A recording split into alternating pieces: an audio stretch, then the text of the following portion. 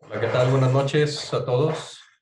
Espero que hayan pasado una feliz Navidad, que estén todos llenos de salud, de ánimo. Y pues hoy reiniciando estas pláticas sobre nutrición y ya vamos a entrar en aspectos especiales de la nutrición y la suplementación en favor de los diversos sistemas.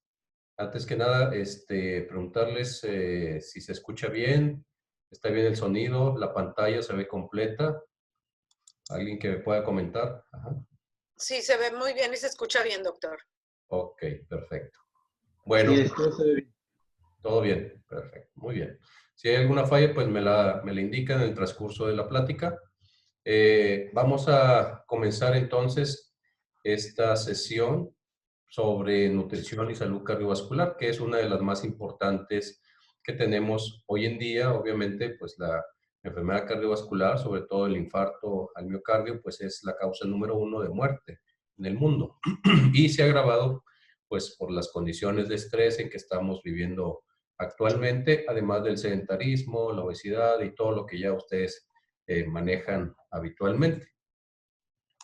Dentro de la enfermedad cardiovascular, pues podemos enfocar eh, o englobar tanto enfermedades que afectan al corazón, por ejemplo, las coronarias, como aquellos que son arterias periféricas o vasos periféricos, tanto que pueden comprometer órganos, especialmente el cerebro, el riñón, miembros inferiores, y también que engloban la hipertensión arterial, la aterosclerosis, que inclusive puede ser algo desde muy temprana edad, como los 2 años, puede comenzar ya a verse algo de estrías grasas, cardiopatías coronarias o eventos cerebrovasculares, los cuales pues son de las principales morbilidades que tenemos aquí en México, ¿no? Bueno, las enfermedades cardiovasculares, decía, son la principal causa de muerte en todo el mundo, sobre todo en países de ingresos bajos y medios. Y en México, pues es de las causas de muerte son la cardiopatía isquémica, diabetes. Recordemos que también somos el primer lugar en obesidad mundial, tanto en adultos como en niños. Y pues también como un evento agregado, pues los accidentes cerebrovasculares o apoplejía también. ¿Sí? Ok. Bueno, la obesidad, decíamos, siendo parte importante o detonante de la enfermedad cardiovascular, pues es una pandemia y es el principal causante de la enfermedad cardiovascular, junto con dislipidemias, con diabetes, obviamente asociado a cánceres de endometrio, hormonodependientes, mama, próstata, hígado, vesícula biliar y problemas respiratorios, así como alteraciones en el embarazo. Entonces, una de las prioridades es controlar la obesidad, sobre todo desde pequeños. Sabemos que la alimentación, inclusive desde el seno materno, puede influir de manera importante para la aparición de obesidad y síndrome metabólico. Entonces, necesitamos forzosamente hacer un plan de tratamiento y prevención para la obesidad infantil. Y así nos ahorraremos muchos dolores de cabeza y muchos pacientes comprometidos que en este momento pues, se han vuelto críticos, ¿verdad? Sí, para la supervivencia en el caso del COVID. Además, se conoce que la obesidad acorta la vida hasta 7 años. Entonces, ya partiendo desde ahí, pues tenemos que uno de los principales motores de la nutrición es precisamente frenar el exceso de grasa en nuestro cuerpo, así como la obesidad mórbida, ¿verdad? Sí, que es muy frecuente acá en el norte del país, pero que se asocia a otras patologías que decíamos de índole cardiovascular. La patología cardiovascular también aumenta su prevalencia al mismo tiempo que la obesidad y la diabetes tipo 2, especialmente en jóvenes de 18 a 45 años. Entonces, no solamente es ya aquel cuarentón, ¿verdad? Así, gordito, bebedor o que hacía comilonas, sino que estamos viendo cada vez pacientes más jóvenes y más comprometidos en diversos órganos gracias a la obesidad y toda la serie de eventos que siguen, especialmente en relación a la resistencia a la insulina, ¿verdad? Sabemos que el malo de la película no es tanto la glucosa, Aunque la glicemia elevada, pues obviamente puede precipitar ciertas alteraciones, pero la insulina en edad temprana y de manera sostenida, pues puede dañar órganos tan importantes, por ejemplo, como la retina, como el corazón, causando una hipertrofia, por ejemplo, del ventrículo izquierdo, daño renal, enfermedad aterosclerótica avanzada, etcétera. Entonces, actualmente estoy viendo cada vez más jóvenes. Acabo de ver un muchacho de 17 años con una insulina de 22 en reposo y una curva de insulina precisamente con una carga de glucosa de 75 gramos a las 2 horas de 175 de insulina. Entonces es un fenómeno, lo estamos estudiando obviamente para ver si hay relación con insulinoma o alguna otra cosa, pero no es raro que veamos niños o adolescentes con insulinas superiores a 30 aquí en el norte del país. Entonces, aunque sea delgado, los niños latinos tienden a mantener esta insulina alta y no nos damos cuenta si no la medimos. Entonces, es necesario que a partir de los 7, 8 años de edad podamos medir la insulina basal, que muchas veces no es tan fiable, pero si tenemos alguna duda o si está muy elevada, pues hacer la curva de tolerancia. Pero de esta manera podemos evitar muchas complicaciones en la edad adulta, adulto joven y adulto mayor. Bueno, y muchas de estas patologías obviamente están relacionadas con estilo de vida poco saludables y fíjense lo que dice al final, y una deficiencia nutricional y de actividad física, ¿verdad? Muchas veces atribuimos la obesidad y síndrome metabólico a un exceso de alimentación o alimentos que pueden precipitar precisamente el acúmulo de grasa. Sin embargo, muchas de las, si ustedes se meten un poquito al metabolismo, muchas de las causas que podemos seguir a través de los nutrientes, ¿verdad? De las deficiencias nutricionales, pues son estas deficiencias de pequeños elementos. Por ejemplo, decía que el elemento más común deficiente en nuestro medio, en nuestros niños, pues es el hierro, anemia por deficiencia de hierro. Después tenemos el cobre, que el cobre lo necesitamos para el metabolismo de las grasas y también de los carbohidratos. El cromo y el zinc. Y esos elementos van formando una bomba de tiempo que finalmente estalla como síndrome metabólico. ¿Okay? Entonces, al momento de evaluar a un niño, es importante también tomar en cuenta las deficiencias, tanto de vitaminas, minerales, oligoelementos, ¿verdad? ¿Sí? Por ejemplo, el manganeso, que nos ayuda a la salud del páncreas, a preservar esos islotes, el Langerhans, a evitar el cáncer de páncreas, también se debe evaluar. Y estos elementos que les digo son necesarios, el zinc, el selenio, el cobre, el hierro, ¿verdad? Son necesarios para mantener también la salud hormonal. Sabemos que las vitaminas también influyen de manera importante, como la D, la A, en el manejo del tiroides, obviamente el yodo, y patologías como agotamiento suprarrenal o insuficiencia adrenal, pues también se ven reflejadas en estas deficiencias nutricionales, sobre todo en relación a la vitamina C y la B6. ¿Okay?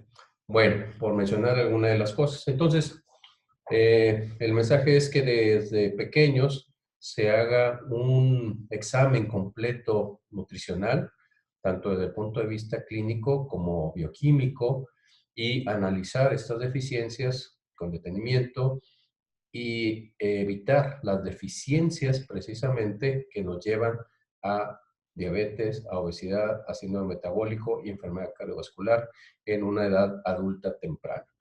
O sea, no por ser niños van a estar exentos de estos factores de riesgo. Al contrario, están todavía más expuestos por la alimentación, por la televisión, por los hábitos que tenemos, etcétera, etcétera.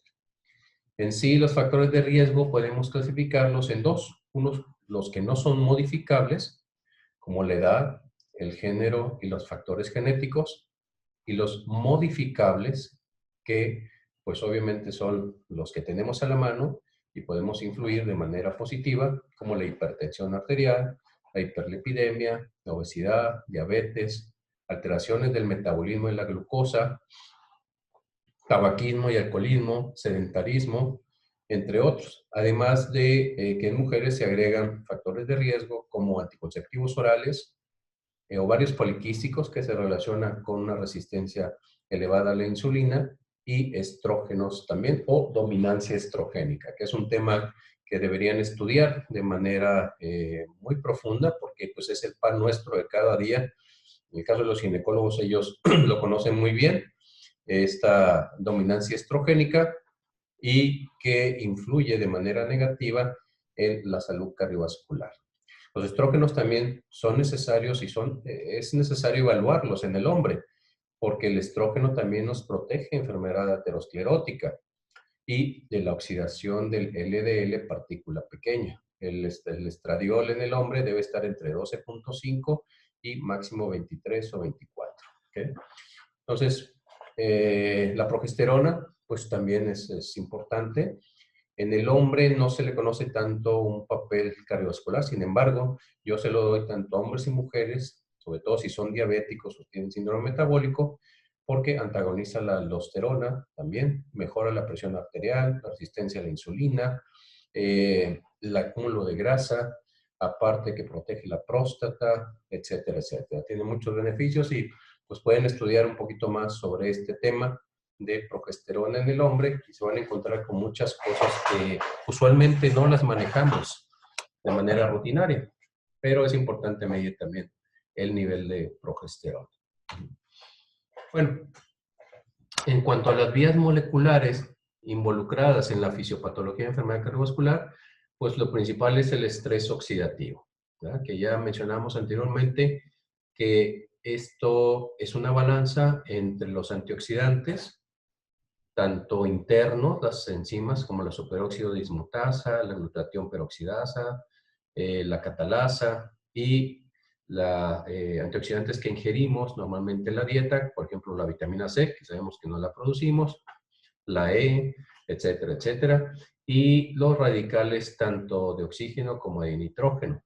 Entonces tiene que existir un balance que se llama redox o potencial redox, que nos lleve a un equilibrio perfecto para mejorar tanto la función celular como destruir las células malignas, como reparar el daño que se produce día a día por los radicales libres. ¿Okay? Entonces, el estrés oxidativo es uno de los principales objetivos en la nutrición y el uso de nutracéuticos o suplementos en la salud cardiovascular. Así, ese sería el principal objetivo que debemos buscar. Alteraciones en el metabolismo, sobre todo relacionadas con la enfermedad tiroidea, y transporte lipídico, la inflamación, que recuerden que la inflamación subclínica, pues esta se da precisamente por ese desbalance entre los omega 3 y omega 6, que requieren a su vez elementos que ya los mencionamos, como la vitamina C, el zinc, selenio, hierro, etcétera, para la función de las desaturasas y convertir entonces los omega 3 en prostaglandinas antiinflamatorias y evitar el exceso de proinflamatorias, como es el caso de los omega 6 o el ácido araquidónico. Tenemos también alteraciones de la coagulación y es importante mantener una sangre y elementos de la misma de manera fluida, y disfunción autoinmune, ¿verdad? Que también sabemos que ataca el endotelio de una manera importante. Entonces, estas son algunas de las vías moleculares y como tal, la inflamación pues ocurre a nivel vascular, renal, ¿verdad? Y tenemos ciertos marcadores que nos ayudan a ir vigilando. Por ejemplo, ahora que tenemos esto de lo del síndrome post-COVID, pues uno de los marcadores que debemos estar más de cerca es la proteína C reactiva. Esta proteína C reactiva, sabemos que si está por debajo de 1 miligramo por litro, pues nos habla de un bajo riesgo de predicción cardiovascular, de riesgo cardiovascular. Si está entre 1 y 3 miligramos, es un riesgo moderado, y arriba de 3 miligramos es un riesgo elevado. ¿Okay? Más de 100 miligramos obviamente nos habla de una respuesta de fase aguda, y pues esto hay que seguirlo muy de cerca porque nos habla de una destrucción celular acelerada. Pero es importante entonces el objetivo de mantener esta proteína C reactiva, que realmente es inespecífica, o sea, de alguna enfermedad, pero nos habla de inflamación. Y el objetivo sería por debajo de 1 miligramo por litro. ¿Okay? También tenemos otros marcadores como leucocitosis con neutrofilia, disminución de los linfocitos, incremento de interleuquinas, es decir, factores que son producidos por las células del sistema inmune, pero que pueden tener un efecto de destrucción celular e inflamación, o se puede perpetuar, por ejemplo, a través del factor de necrosis tumoral alfa, que es otro de los marcadores bioquímicos que hay que seguir muy de cerca en el síndrome post-COVID. Si tenemos este factor de necrosis tumoral alfa elevado, la proteína C reactiva y otras interleuquinas proinflamatorias, pues quiere decir que la actividad está o está continua, es decir, nos va a llevar a una fibrosis, a una disfunción endotelial, a una disfunción orgánica y finalmente el individuo va a acabar con cierta falla orgánica múltiple, aunque no es la falla orgánica múltiple aguda, ¿verdad?, que estamos acostumbrados, pero crónicamente se va a manifestar como insuficiencia de muchos órganos y sistemas. ¿Okay? Y precisamente uno de estos órganos que son más afectados, pues tenemos el endotelio, que se considera un órgano endocrino hasta la fecha. Y esta disfunción endotelial, pues puede ser causa de muchas alteraciones o puede ser causada por muchas alteraciones como insuficiencia cardíaca, diabetes, la homocisteína elevada, hiperlipidemia, exceso de respuesta inmunológica, aterosclerosis, e inflamación por cualquier causa, enfermedad arterial periférica, daño por perfusión, hipertensión arterial, preoclusión y vasoespasmo tanto coronario como cerebral, ¿no? Todo esto está relacionado con la disfunción endotelial. Entonces, uno de los objetivos en salud cardiovascular, en nutrición, es preservar esta función endotelial. ¿Okay? Y eso lo vamos a ver a continuación, cuáles serían los elementos necesarios para mantener un endotelio sano y libre de oxidación. Entonces, esta disfunción endotelial pues nos lleva tanto a la producción de, o es producido por radicales libres que van a oxidar ciertas partículas, por ejemplo, las LDL, partícula pequeña oxidada, que van y se pegan al endotelio y generan una alteración de otras sustancias que nos ayudan a mantener esa vasodilatación, esa perfusión normal, esa buena oxigenación, como son los factores como la arginina, que disminuye, como es decir, el óxido nítrico también, y que todo esto nos va a llevar a una enfermedad vascular, tanto central, como sería la coronaria, como periférica. ¿Okay? Entonces, volviendo un poquito a lo que es el estrés oxidativo, sería mantener los radicales libres. ¿Cómo lo hacemos? Pues manteniendo las enzimas endógenas de una manera normal, elevada, es decir, listas para frenar cualquier exceso de radicales libres. ¿Y cómo se hace esto? Pues dando los elementos necesarios, por ejemplo, el selenio, el zinc, el magnesio, el manganeso, etcétera, elementos que necesitan de estas enzimas para funcionar. Entonces, su papel es investigar cuáles son las enzimas antioxidantes y cuáles son los elementos que hacen que funcionen cada una de ellas. Esa sería la primera tarea del día de hoy. La segunda es cómo mantener esa vasodilatación de manera adecuada. Habíamos hablado un poco sobre los secretagogos, en especial la arginina y la liberación de óxido nítrico. Entonces, ¿cuáles alimentos son los que mejoran esta función endotelial? ¿Cuáles me van a liberar de una manera más adecuada la arginina? ¿Y cuáles son los aminoácidos, otros aminoácidos que necesito para potenciar este efecto sobre el endotelio? ¿Okay? Bueno, entonces ya tienen algo ahí de tarea. La aterosclerosis, decíamos que pues es lo que queremos evitar al máximo porque es la madre de todas las enfermedades cardiovasculares, precedida por la inflamación subclínica, obviamente. Pero la aterosclerosis es una enfermedad vascular de enfermedad de evolución crónica, dinámica, evolutiva, que cursa con disfunción endotelial, inflamación y trombosis. O sea, lo que hemos estado mencionando en la plática.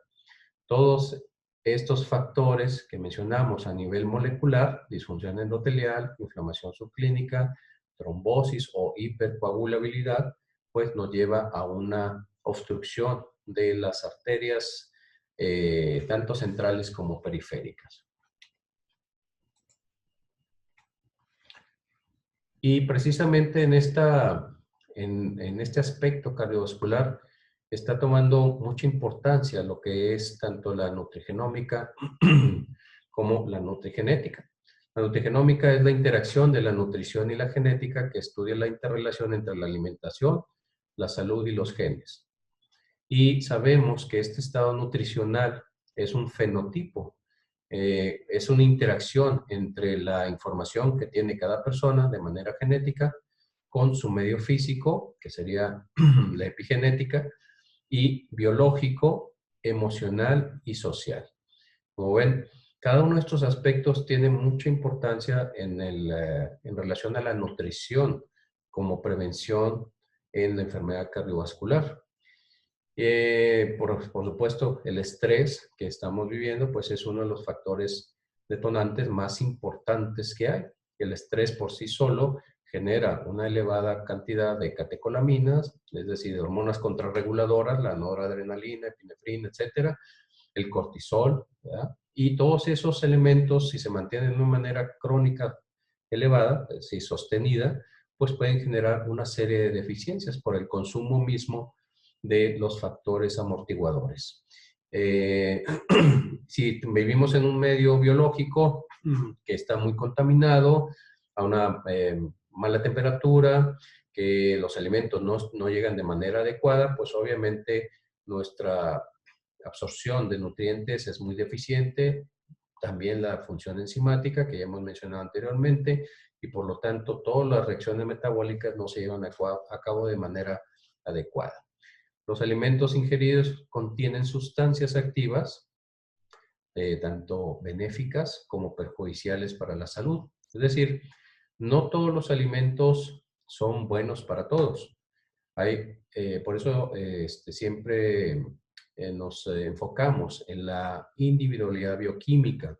Es decir, cada uno de los alimentos tiene cierta reacción con la genética de cada una de las personas y puede ser en beneficio o puedes causarle daño a esa persona.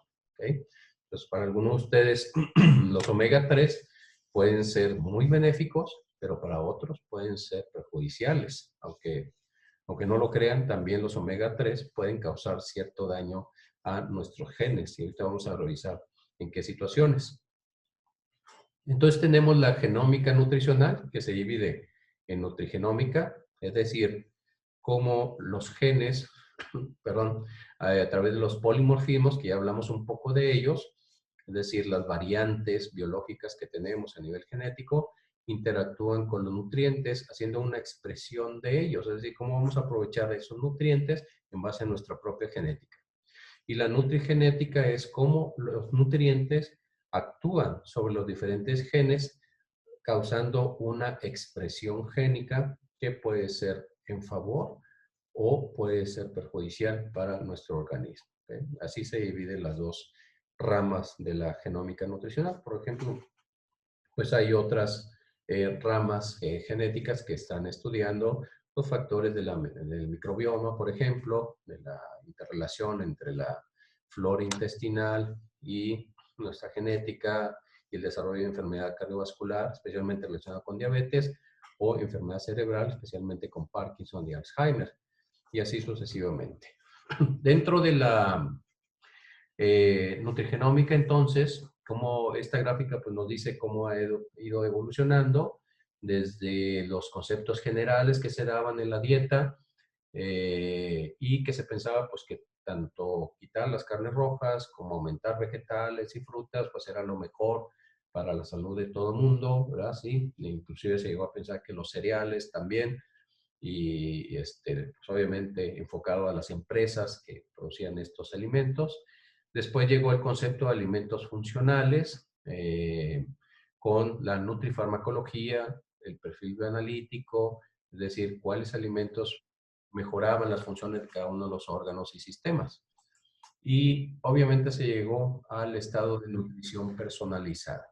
Sabemos actualmente que en base a la genética podemos hacer un análisis muy personal de la interacción entre los alimentos y nuestro código genético. Y por último, pues podemos modificar esta expresión genética mediante ciertas moléculas o nutracéuticos, ¿verdad?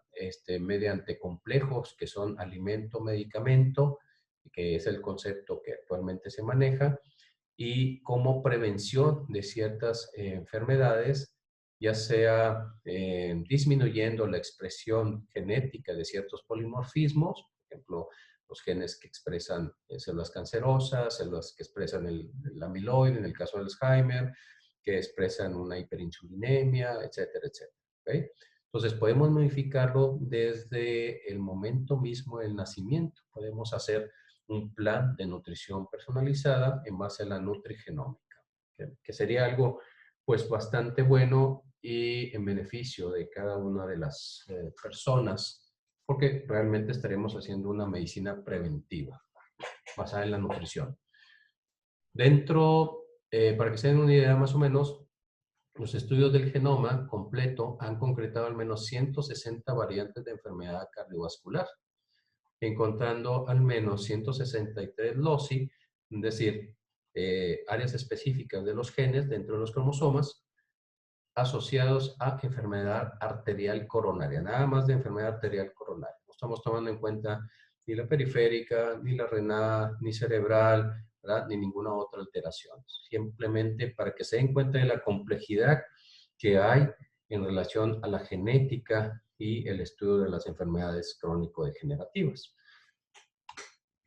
Dentro de uno de los genes más interesantes, pues está el de la obesidad, que está ligada a una alteración en el gen asociado a la masa grasa y la obesidad, que está situado en el cromosoma 16. Este afecta la masa corporal y la cantidad de ingesta de alimentos. Entonces, esta alteración de este gen del cromosoma 16 se presenta en el hipotálamo, que saben que es un regulador del apetito, y en el tejido adiposo, y es el culpable de la manifestación de menos saciedad y mayor acumulación de grasa adiposa. Entonces, actualmente la medicina está enfocada en la regulación de esta expresión por parte de los cromosomas, aunque obviamente, pues como vimos en la gráfica anterior, o en la diapositiva anterior, pues es muy difícil la localización de los loci específicos para manipulación genética. Esto va a llevar todavía un buen tiempo, sin embargo, pues hay grandes avances en este rubro de la nutrigenómica. Y bueno, vamos a ver entonces cuáles son los nutracéuticos que se han estudiado.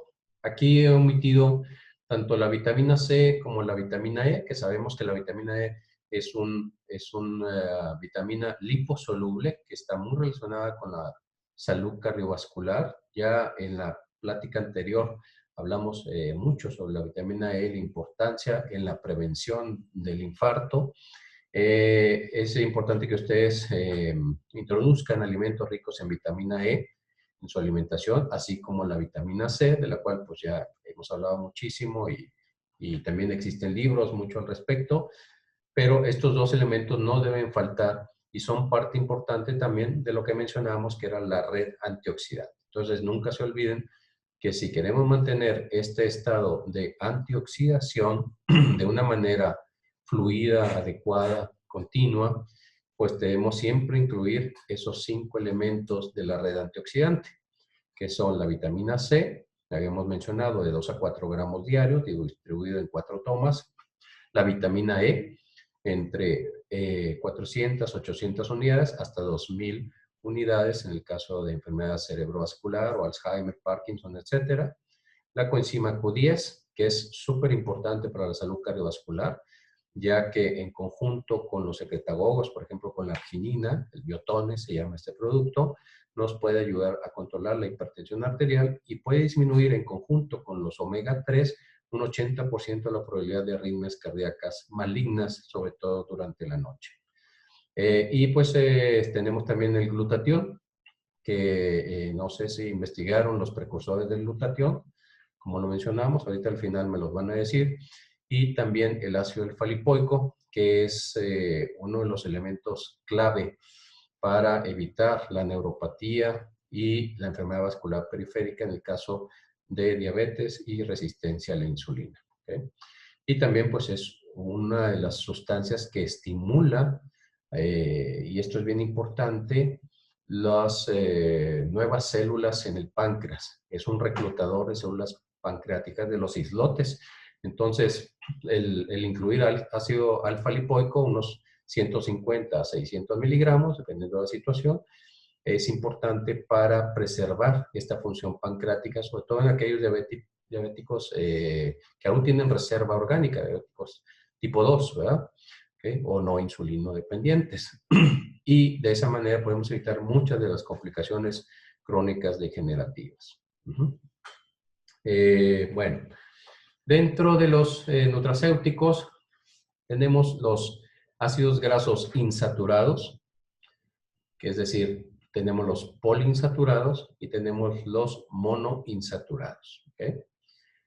Un gran número de información existe en el mercado acerca de la importancia y las propiedades del aceite de pescado rico en ácidos grasos poliinsaturados y en especial el eicosapentenoico y docosahexaenoico. Ya vimos en la clase pasada cómo se metabolizan a través de las desaturasas y cómo finalmente esta DHA, el docosahexaenoico, es el alimento principal del cerebro y es indispensable para el desarrollo tanto del bebé como lo es también el ácido araquidónico en esta edad, como para un factor estimulante de nuevas conexiones cerebrales y protector antioxidante en el caso del tejido nervioso en general. ¿Okay?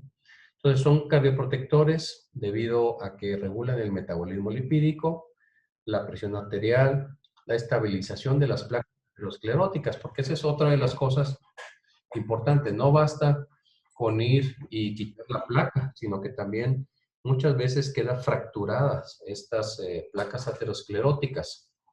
Por ejemplo, si hacemos una quelación, estas placas se fracturan debido a que los quelantes, el EDTA, puede capturar cierta cantidad de calcio, pero si se fractura y migra esta placa, pues puede causar un émbolo, ¿verdad?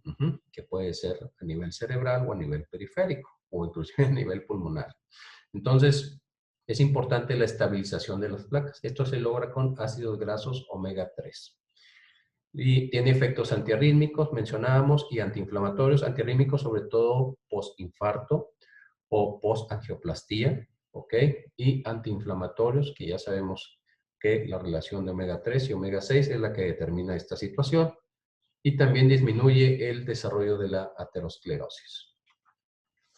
Los estudios han demostrado un aumento de la concentración de lipoproteína de alta densidad, el HDL o colesterol bueno, si quieren decirle, con una mayor ingesta de ácidos grasos poliinsaturados, siempre y cuando las personas sean portadoras de la región promotora del gen ApoA1 alelo A. Sin embargo, se ha visto que con el alelo G el efecto es opuesto, ¿no? Y aquí radica la importancia entonces de hacer un estudio genético a una edad temprana. Porque si yo pienso que le voy a hacer un beneficio a los pacientes con alelo G, pues estoy totalmente equivocado y estoy promoviendo una enfermedad cardiovascular, contrario a lo que se puede pensar si yo agrego una buena cantidad de ácidos grasos omega 3. ¿Okay? Entonces ven qué interesante es que no todos los alimentos que se piensa que son buenos para el corazón, lo son realmente para otras personas que tienen cierta predisposición a acelerar este proceso en relación a su genética, la interacción entre los genes y los omega 3. Entonces buscar este gen ApoA1 y entonces con toda confianza puedes dar omega 3 a altas dosis. Hablamos de 20 miligramos por kilogramo mínimo, en promedio 3 a 6 gramos diarios es lo que deberíamos consumir.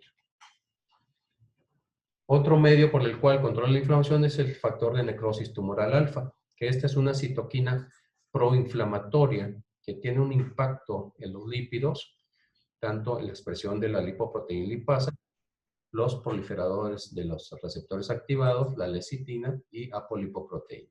Entonces, se sabe que este factor de necrosis tumoral alfa está modulado por los ácidos grasos poliinsaturados que ingerimos normalmente en la dieta. Entonces, pacientes post-COVID deben recibir altas dosis, siempre y cuando sean compatibles, altas dosis de omega 3, por lo menos durante los siguientes 6 a 24 meses posteriores al evento, para frenar el proceso de inflamación crónica y esa lluvia o cascada, como quieran decirle, o tormenta de citoquinas que se presenta posterior a esta infección. ¿Okay? Más en el caso de enfermedad cardiovascular. Y aquí están los alimentos. Bueno, esto lo pueden consultar en cualquier lado, pero es importante tener la tabla de los omega 3 y omega 6. Entonces tenemos uno de los elementos importantes de omega 3 es el ácido alfa-linolénico, que viene en las nueces, en el lino, la linaza, la soya y los cloroplastos de hojas verdes, las algas. Estos elementos deben ser incorporados a la alimentación normal, porque ya vimos en alguna gráfica anterior, si ustedes se acuerdan, cómo este linolénico puede disminuir hasta un 60% la mortalidad por enfermedad cardiovascular. ¿Okay? ¿Se acuerdan de alguna gráfica por ahí que vimos de los vitamina C, la vitamina E, ¿verdad? El uso de aspirina con resveratrol, etcétera? Y el ácido linolénico venía al final de esta gráfica y cómo incorporándolo por sí solo baja un 60%. Y tenemos el EPA y DHA en todos los pescados, sobre todo de agua fría, también los omega 3. Y del otro lado tenemos los omega 6, como el ácido araquidónico, que esto viene en las grasas animales, alimentados con semillas, o también en la yema de huevo. Estos son proinflamatorios. El ácido araquidónico es el proinflamatorio más potente que tenemos en nuestro cuerpo. Y el ácido linoleico, pues viene en los aceites de girasol, maíz, soya, onagra, algodón, prímula, borraja, germen de trigo, nueces, piñones, por mencionar algunos. Entonces, lo ideal es que prevalezca los omega 3 sobre los omega 6. Y abajo viene una cuestión así importante, que es el ácido araquidónico, de tipo omega 6, tiene la capacidad de convertirse en dos mediadores lipídicos, prostaglandinas y leucotrienos, que son las principales moléculas proinflamatorias. ¿Okay? Entonces, tratar de evitar, pues, y no es tanto, si ustedes se fijan, por el colesterol, porque la gente asimila mucho la yema de huevo con el colesterol. Hay muchos estudios que, pues, han eliminado, ¿verdad?, esta hipótesis. Si no es por el estado proinflamatorio que pueden generar este tipo de alimentos en los pacientes susceptibles a aterosclerosis acelerada y enfermedad cardiovascular. Los frutos secos como almendras, avellanas, cacahuates, macadamias, nueces, piñones, pistaches, pues tienen alto contenido de ácidos grasos insaturados. El oleico en almendras, avellanas y el linoleico en nueces. Y su efecto a favor de reducir el riesgo de enfermedad cardíaca coronaria y el riesgo de muerte súbita cardíaca se debe a los efectos lipídicos de los mismos, reduciendo el colesterol total y LDL 15% con una dosis de 50 gramos diarios. Es decir, con dos cucharadas soperas de frutos secos podemos bajar un 15% la probabilidad de muerte súbita cardíaca durante la noche. Entonces, estos alimentos son para tenerlos en casa, sobre todo en esta época de invierno, y sobre todo a las personas de edad es importante darle al menos esta cantidad en la mañana y en la noche, sobre todo para prevenir las arritmias cardíacas, la enfermedad del vasoespasmo coronario y la muerte súbita durante la madrugada. ¿Bien? Entonces, esa es la utilidad práctica que se le ve a este tipo de alimentos, de situaciones. También podemos reducir con omega 9, viene básicamente en el aceite de oliva, en las nueces y en el aguacate, ¿ok? Estos ácidos grasos omega 9. Y en un estudio se demostró que la mortalidad de la enfermedad cardiovascular se disminuye un 30% con el consumo de nueces y 30% con el consumo de aceite de oliva extra virgen. Y aquí viene un error muy común que siempre les decimos a los pacientes, que yo cocino muy sano todos los días con aceite de oliva. O sea, frío los huevos, ¿verdad? Así, hago la carne, todo lo hace con aceite de oliva. Y realmente se está convirtiendo en un agente prooxidante mucho más potente el aceite de oliva. El aceite de oliva es para consumirse en frío o nomás hay ciertas excepciones, como por ejemplo en un wok, que quieres partir un ajo. Ya saben que el ajo libera sus propiedades a través de machacarlo un poco, así lo pasas con el wok, con un poco de aceite de oliva, que son 3 segundos, y con eso es suficiente. ¿Okay? O sea, el aceite de oliva ni siquiera debe tocar el sartén caliente, mucho menos humear, ya que libera humo es porque ya está oxidado ese aceite. Ya no les va a ser de utilidad. Va a ser proinflamatorio, proaterosclerosis, va a oxidar todos los alimentos que estén en contacto con él. Entonces, normalmente le decimos al paciente que el aceite de oliva extra virgen debe ser consumido en frío. ¿Okay? Pueden consumirlo solo, en la noche, también, una cucharada. Y eso les ayuda a evitar la muerte cardíaca súbita en la madrugada. ¿Sí? Ahí está nuevamente la importancia de las nueces y el aguacate como alimentos nocturnos. Y estos son los ácidos grasos. Aquí tenemos la clasificación: saturados, grasas trans, poliinsaturados y monoinsaturados. Tenemos los saturados, pues son los animales, los de origen animal, como mantequilla, tocino, carne, productos lácteos, etc. Estos ácidos grasos los metabolizamos bien los humanos, porque son compatibles con nuestra genética.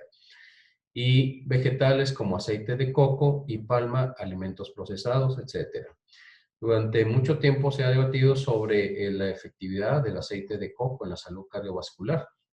Realmente los estudios pues son poco claros en este aspecto y como siendo una grasa saturada puede favorecer también la elevación del colesterol de baja densidad. ¿Sí? Curiosamente, o contrario a lo que se piensa. Es muy estable ante el calor, es muy bueno para cocinar el aceite de coco, mejora muchas de las propiedades, por ejemplo, de la piel, del sistema inmune, ¿verdad? Etcétera. Pueden verificar las propiedades que tiene. Y es el aceite más estable, les digo. Si van a cocinar, el aceite de coco es muy buena opción. Lo usamos mucho en pacientes, por ejemplo, con cáncer, para mejorar el sistema inmune en este tipo de situaciones. Después del aceite de coco vienen todos el aceite de aguacate, por ejemplo, como estable ante el calor. Luego el aceite de semilla de uva y luego ya los que ustedes utilizan normalmente en la práctica, el de soya, etcétera. Y al final viene el aceite de oliva como de los menos estables ante el calor. ¿Okay? O sea, estamos hablando que el aceite de coco puede aguantar 350 grados y el aceite de oliva ya para los 30 grados ya se está descomponiendo. ¿Okay? Bueno, por mencionar alguna de las situaciones. Insaturados, pues tenemos las margarinas, que sabemos que favorecen mucho la aterosclerosis, ya lo vimos en la clase anterior, y de una manera muy rápida, muy acelerada. Entonces, tratar de evitar al máximo los aceites hidrogenados. Poliinsaturados, tenemos los omega 3 y omega 6, que ahí viene cada uno de ellos, que también les pasé una tablita que espero que hayan estudiado. Y los monoinsaturados, como los vegetales aceitunas, el aceite de oliva, el aguacate, los frutos secos y algunos animales como ternero, cordero y productos lácteos. ¿Okay? Eso sería una tabla que puede ser de utilidad para seleccionar los ácidos grasos a la hora de preparar sus alimentos.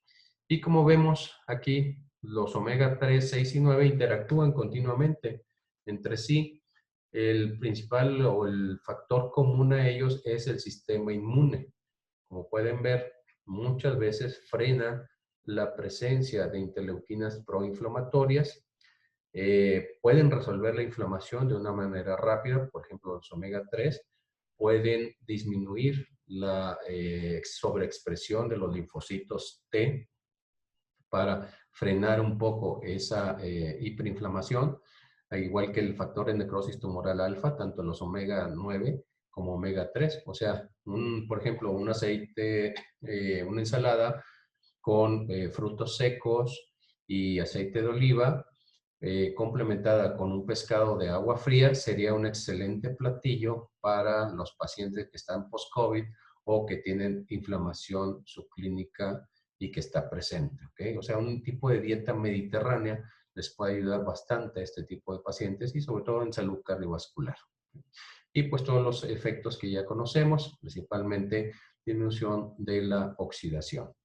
Esta gráfica también es muy interesante, muy bonita, porque te explica la interrelación entre los omega 3, 6 y 9 y por qué debemos consumir cada uno de ellos, aunque no siempre al mismo tiempo. Podemos influir de manera positiva o bien en los pacientes que no son sensibles o que no es bueno o benéfico para ellos los omega 3, pues podemos hacer un efecto contrario, o sea, más inflamación, en lugar de frenar todo este proceso, toda esta cascada de citoquinas. Y dentro de los omega 3, pues tenemos un montón, una familia completa de 8 ácidos grasos. Cada uno de ellos tiene un papel importante en la salud, y estamos hablando de la salud cardiovascular. Otros van a mantener la función endotelial o van a mejorar la disfunción endotelial. Otros van a mejorar los neurotransmisores, a regenerar el tejido nervioso, el sistema inmunológico, etc. ¿no? Entonces, normalmente les prescribimos pues el omega 3, decíamos, 2 cápsulas con cada alimento. Debe ser con cada alimento, no fuera de los alimentos, para que puedan también frenar la producción que va a tener estos alimentos proinflamatorios al momento de ingerirlos. Y recuerden, no sé si lo hicieron en el súper, el ejercicio de ir viendo cada uno de los alimentos y ver cuál sería el efecto, si es proinflamatorio, antiinflamatorio o es neutro a la hora de ingerirlos. Y tenemos pues este elemento que ya contiene ácidos grasos, tanto omega 3, omega 6, vitaminas, minerales y enzimas, que es el caballito de batalla que yo les decía que utilizo todos los días, que es el fórmula 4. Otro elemento o nutracéutico muy interesante son los antocianidinas. En realidad son glucósidos que forman pigmentos de las frutas. También tiene efecto antiinflamatorio, antidiabético, protector de la función cardíaca, inhibe la hipertrofia y fibrosis en pacientes con diabetes, previene la enfermedad aterosclerótica, disminuye la lipotoxicidad o lipoxidación, restablece la desmielinización neuronal, haciendo más lenta la enfermedad de Alzheimer, suprime los tumores, en caso de colon, y promueve el sistema inmunológico. Entonces, estas antocianidinas forman parte de los flavonoides. En realidad, los flavonoides, existen más de 400 familias de flavonoides y existen más de 600 de carotenoides. Los dos son necesarios para mantener la salud cardiovascular. Pero dentro de las más importantes tenemos el flavonol, por ejemplo, las catequinas del té verde, de la cebolla, ¿ok? Que también contiene la quercetina, por cierto, que es uno de los elementos básicos en este momento para disminuir el daño por el COVID-19. Entonces, consumir todos los días cebolla, ajo, estamos consumiendo quercetina que puede ayudar a evitar precisamente el daño o esta cascada de citoquinas. En una gráfica que la muestro, entre unas pláticas, viene la acción molecular de cada uno de estos elementos en la célula. Tenemos el té verde, que normalmente le decimos a los pacientes que consuman el té verde de hoja oscura, que es el mejor, que no hiervan el té, simplemente se calienta el agua, se deja la hoja caer y se deja ahí por 5 minutos mínimo y después ya se puede beber. Nunca hervir las hojas del té verde, ¿okay? Pierde sus propiedades. Tenemos también la genisteína y las isoflavonas en el caso de la soya y la leguminosa. Tenemos en el caso de las bayas las antocianidinas, y aquí vienen las propiedades principales antidiabéticas, antiinflamatorias, antisíndrome metabólico, ¿ok? Y por lo tanto antienfermedad cardiovascular. Tenemos esto que es muy interesante, la apigenina, que esta también estimula la proliferación de las células beta pancreáticas. Entonces, a un diabético siempre debe recibir apigenina, ¿ok? ¿Dónde viene esto? Viene en el perejil, en el apio, en el chile y la manzanilla. Entonces, claro, todos estos alimentos también tienen propiedades antiinflamatorias, anticancerígenas, sobre todo cáncer de estómago, ¿ok? Y mejoran el sistema inmunológico. Pero pues, esta propiedad la hace muy especial e indispensable para el paciente con diabetes y síndrome metabólico, que queremos mantener esta reserva orgánica en el páncreas. Sería el perejil, apio, chile y manzanilla, que es la apigenina. Después tenemos narigenina, como pueden deducir, naranja, narigenina, pero el alimento más rico en narigenina es la toronja, que también tiene muchas propiedades para la salud cardiovascular, y los limones, ¿ok? Entonces, estos dos elementos no deben faltar. La toronja también contiene elementos que ayudan a mejorar el metabolismo graso y a disminuir precisamente la resistencia a la insulina. Y tenemos la quercetina, por ejemplo, en las manzanas. La cáscara de la manzana también se puede aplicar. Y las uvas rojas o los frutos rojos en general. Y todos estos también contienen flavonol, ferol, quercetina, miricetina. Todos estos flavonoides son necesarios que los incluyan en sus protocolos de salud cardiovascular y busquen otros alimentos ricos en flavonoides. Existen más de 400 familias, como les mencionaba, pero estos son quizá de los más relevantes. Y el resveratrol, que también es parte de los flavonoides, bueno, pues este resveratrol lo encontramos sobre todo en los frutos rojos, la granada, que por cierto puede disminuir el antígeno prostático específico de una manera muy rápida, el jugo de granada diario, un vaso a 2 vasos diarios, en el caso del hombre, las fresas, que podemos comer 3, 4 tazas de fresas sin azúcar y no se va a elevar el índice glicémico. Es de los alimentos con más bajo índice glicémico, pero mejor protección cardiovascular. El tomate, obviamente, ¿okay? Plátano y el vino tinto.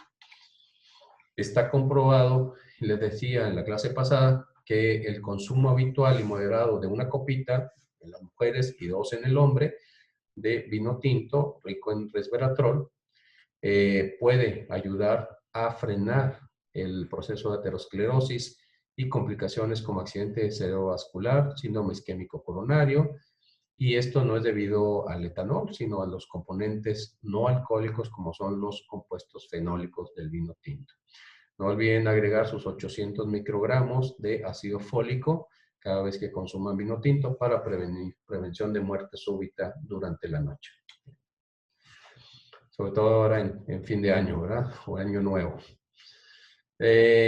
Como mecanismo antioxidante de estos flavonoides es que inhiben el receptor NF-κB, que está asociada también con proliferación celular en el caso de cáncer y con inflamación. A su vez, disminuye la actividad de moléculas de adhesión vascular, que pueden favorecer la trombosis, y el factor de necrosis tumoral alfa, que favorece la inflamación o perpetúa esta inflamación, e inhibe la interleuquina 1B, que es proinflamatoria. ¿Okay? Entonces, tenemos varios mecanismos de acción de los flavonoides. Es importante meterlos en la dieta de manera continua, tanto los alimentos como los suplementos. Entonces, todo paciente debe recibir al menos 4 tabletas diarias de este complejo de flavonoides, que son 400 familias de flavonoides. El flavonoid complex se llama el compuesto. Tenemos el selenio, que mencionamos también su papel protector, sobre todo en cáncer de próstata. Disminuye el riesgo de demencia. Es un cardioprotector, ya que modula los canales del calcio, sobre todo en diabéticos. Es antiinflamatorio disminuye la toxicidad del arsénico que muchas veces viene en el agua y esto se asocia a enfermedad cardiovascular. Es un factor de riesgo muy conocido para enfermedad cardíaca y tiene protección contra la aterosclerosis. ¿Cuánto le vamos a dar? 200 microgramos diarios de selenio como protector cardiovascular. Y alimentos ricos en selenio, pues tenemos básicamente nueces, atún, ostras, hígado de pavo, caviar, mejillones, coco, queso, maíz, arroz integral, huevo y ajonjolí. Es decir, un tipo de dieta mediterránea que puede mejorar el sistema inmunológico, las selenoproteínas, puede disminuir la aparición de cáncer, sobre todo hormonodependiente, en el caso de próstata, ¿ok? Y puede disminuir la aterosclerosis. Por supuesto que el selenio también se requiere para el metabolismo, en el caso de las hormonas tiroideas, y también para las enzimas antioxidantes. Otro de los elementos interesantes es el licopeno, que este es un carotenoide, con el que hay más de 600 tipos de carotenoides, que reduce el estrés oxidativo, es hipocolesterolemiante, tanto in vitro como in vivo, inhibe la síntesis de colesterol, y esto es bastante interesante para un nutracéutico como el licopeno. El licopeno viene en el tomate, es quizás de los alimentos más ricos, y por eso tiene un factor protector contra el cáncer de próstata y la hiperplasia prostática. Y normalmente les decimos a los hombres que consuman 2 tomates diarios para una buena cantidad de licopeno. Se debe abrir el tomate y calentar igual un poco en aceite de oliva para que libere este licopeno. Y macrófagos, por inhibición celular, disminuye el colesterol de baja densidad y aumenta el HDL. Recuerden que el omega 3 también aumenta el HDL. La L-carnitina también la aumenta, la coenzima Q10, el ácido alfa-lipoico, la vitamina E. Todos esos elementos pueden aumentar el colesterol de alta densidad y, lo más importante, evitar que se oxide. Además, hay evidencia que modifica que el adelgazamiento de las paredes de vasos sanguíneos, aterosclerosis y riesgo de infarto al miocardio. Entonces, el licopeno es uno de los elementos básicos en la salud cardiovascular. ¿Dónde viene? Pues decíamos, en el tomate seco, en la salsa de tomate, el catsup, en la sandía, en la toronja, la papaya, el tomate crudo, etcétera, etcétera. O sea, tiene bastantes fuentes de licopeno y esto pues nos da una idea de la nobleza que tienen los alimentos en el caso de la prevención de la salud cardiovascular, de la enfermedad cardiovascular, e incluirlos siempre en nuestra dieta, todos los días. Les decía que hay que variar, por ejemplo, las frutas. Un día sandía, otro día puede ser toronja, otro día puede ser papaya, para no causar datos de hipersensibilidad a estos alimentos. Entonces hay que variarlo y no consumir más de 3 días la misma fruta para ello. Entonces tenemos también este complejo, se llama carotenoid complex, que trae las familias de los carotenoides y es uno de los que me ayuda más a controlar la enfermedad cardiovascular. En el caso de la quelación lo uso también bastante, en el caso de arritmias cardíacas, para el reclutamiento, en el caso de enfermedades pulmonares crónicas como bronquitis, enfisema, asma, ya que se ha visto que estos carotenoides pueden hacer un efecto que se llama reclutamiento alveolar. Es decir, pacientes que han tenido fibrosis pulmonar o daño pulmonar en general van perdiendo estos alveolos, estas unidades de intercambio gaseoso. Pero los carotenoides pueden reclutar nuevos alveolos. Y eso es un concepto muy interesante en el caso de la regeneración celular. ¿Okay? ¿Cuánto le vamos a dar de esto? Normalmente son 25.000 unidades o 30 miligramos de carotenoides diarios, que equivale a 3 a 6 cápsulas de este compuesto. Y si quieren ustedes ya integrar todos los ácidos grasos, los omega 3, los omega 6, lo que son los carotenoides, flavonoides, ¿verdad? Y los oligoelementos, pues este elemento les puede ayudar bastante. Si es que, como la situación actual no permite un gasto excesivo, pues puede ser un paquete diario de Pro Vitality y con eso ahorrarle mucho también al paciente. Entonces, este también me gusta mucho, sobre todo los hombres que somos muy prácticos y traes el sobre en la camisa, luego te llevas al trabajo y te lo tomas ahí junto con el desayuno la comida. Este ya contiene todos los elementos necesarios para la salud cardiovascular, ¿verdad? Por otro lado tenemos los lactobacilos, que tienen efectos comprobados sobre la inhibición de la enzima conversora de angiotensina, es decir, reduce la presión arterial. Es que interesante, y si cada vez se le toma más importancia a la microbiota, es decir, los bacilos que viven en nuestro intestino normalmente y que tienen papeles tanto a nivel hormonal, a nivel del sistema inmunológico, la comunicación entre el intestino y el cerebro y el desarrollo de enfermedad de Alzheimer, y ahora con la salud cardiovascular, inhibiendo precisamente esta enzima convertidora de angiotensina. Entre más angiotensina, obviamente, pues más presión arterial. Entonces, si podemos reducir esta enzima o inhibirla, como lo hacen los fármacos, ¿ok? Como el captopril, por ejemplo, pues entonces podemos utilizar los lactobacilos en favor de nuestra salud cardiovascular. Claro, para ello hay que evitar el uso de antiinflamatorios, de antibióticos en exceso, la acidez, obviamente, alimentos procesados, porque todo esto va destruyendo precisamente la flora intestinal, ¿sí? Y hay que estarla reponiendo continuamente. Esta es una lucha continua entre las bacterias malas que quieren proliferar y las buenas que vamos ingiriendo así o mejorando a través de los lactobacilos.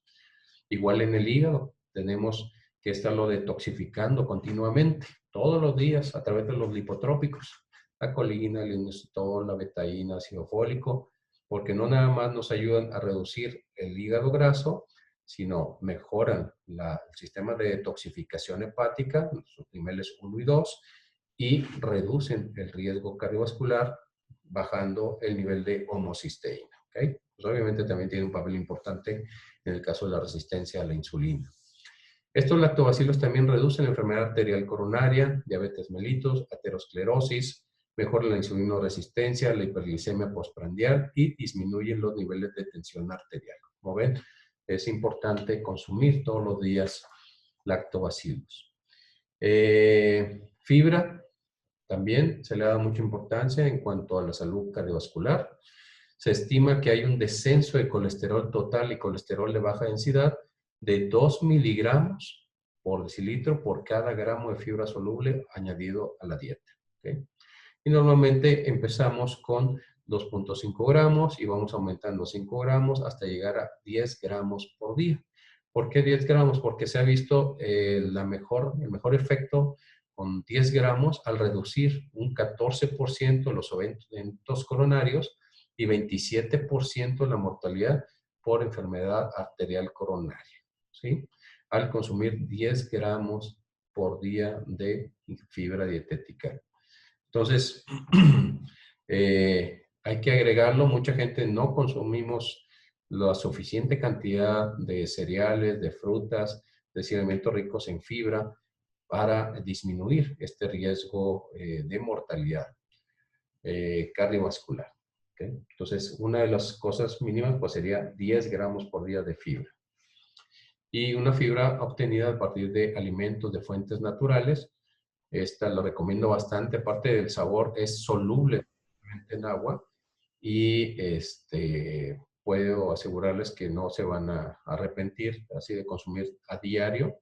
Hay 500 gramos, entonces pues 10 gramos son 50 días o 2 meses de tratamiento, ¿verdad? Para una fibra. Y hay pocas fibras solubles naturales que tengan este tipo de propiedades. El otro son los lipotrópicos que les mencionaba. Tenemos el ácido fólico, la vitamina B6 y la B12. Esos 3 elementos nunca deben faltar en el esquema nutricional cardiovascular. Entonces, su papel es buscar cuáles son los alimentos más ricos en vitamina B6, cuáles son los alimentos y bebidas ricos en ácido fólico y B12 que me pueden ayudar a reducir la homocisteína, ¿verdad? Estudien de cerca la homocisteína y cómo podemos reconvertirla a metionina para beneficio de nuestro endotelio.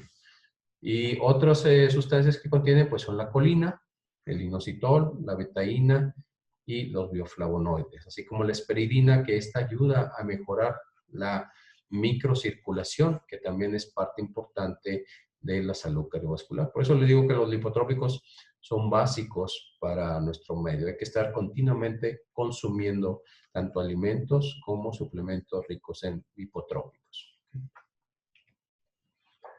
Entonces, una persona con riesgo de enfermedad cardiovascular tipo aterosclerótico debe consumir menos de 300 miligramos de colesterol.